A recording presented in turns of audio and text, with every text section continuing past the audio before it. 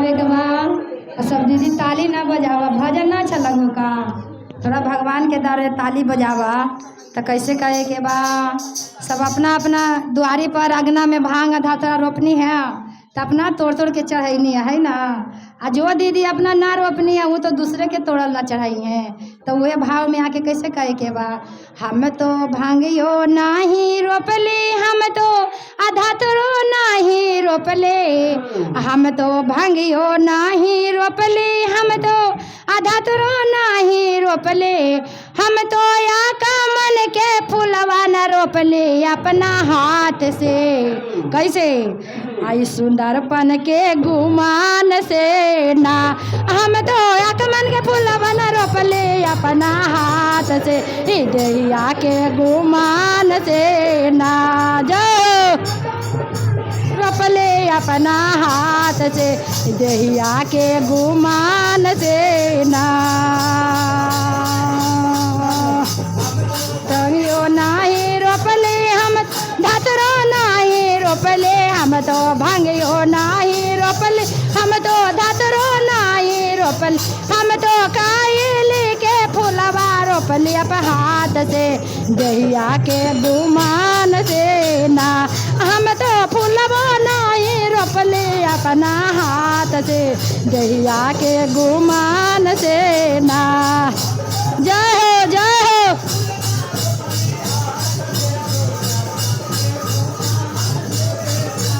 तो कैसे कहे के बा। सब अपना अपना दुआरी पर जिनका जगह रहे तो अपना फूल पत्ती रोपली है ना।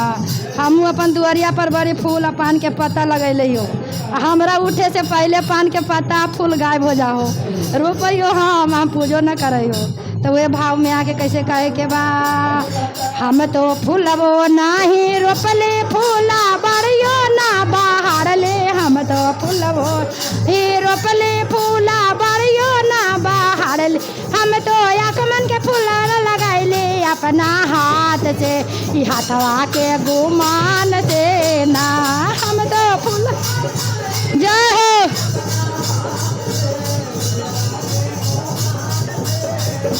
हम तो कनैली के फूलवा न रोपले अपना हाथ से दैया के गुमान से ना। जय हो जय हो।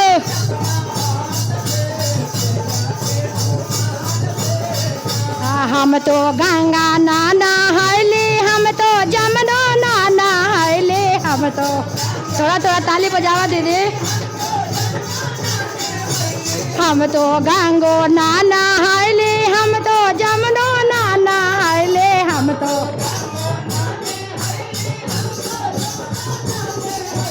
कैसे कहे के बा। एक लोटा जाला वो ना ढार ली अपना हाथ से आई हाथ गुमान से ना। एक लोटा जाला वो ना ढार ली अपना हाथ से हाथवा के गुमान से ना। जय हो जय हो।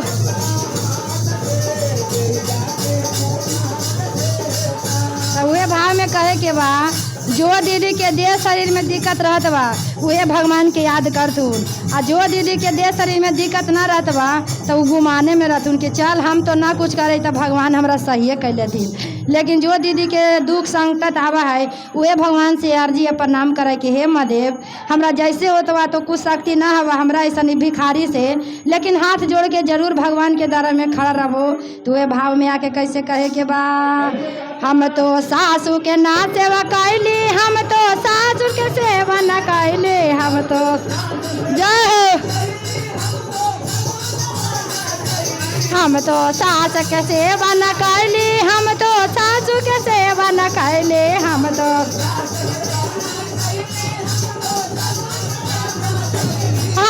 पति न सेवा कैले अपना हाथ से दैया के गुमान से ना। हम तो पति सेवा न कैले अपना हाथ से दैया के गुमान से ना। जय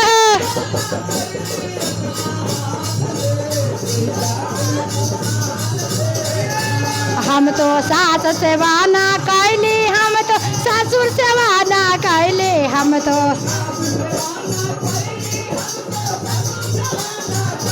तो कैसे कहे के बा ये दीदी? हम तो पाती सेवा ना कैली अपना हाक से, आई दैया के मान से ना। जय हो।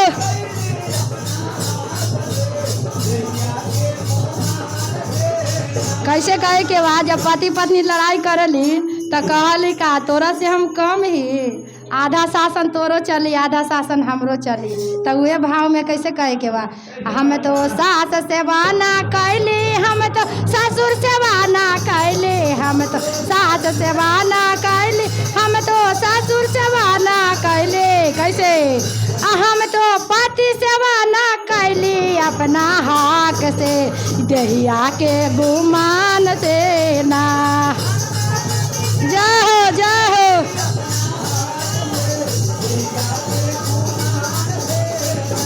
हम तो पति सेवा ना कैली अपना हाक से, दहिया के गुमान से ना।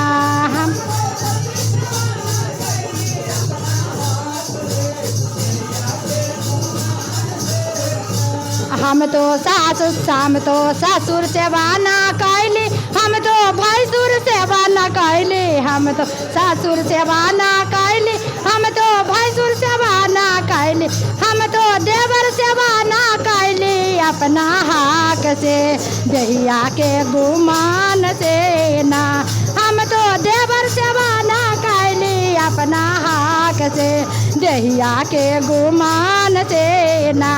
हम तो देवर सेवा ना कैली अपना हाथ से, दहिया के गुमान से ना। हम तो पति सेवा ना कैली अपना हाथ से, दहिया के गुमान से ना। हम तो देवर सेवा ना कैली अपना हाथ से, दहिया के गुमान से ना। हम तो पति सेवा ना कैली अपना हाथ से, दहिया के गुमान से ना। बोलिए शंकर भगवान की जय, गौरी मैया महारानी की जय।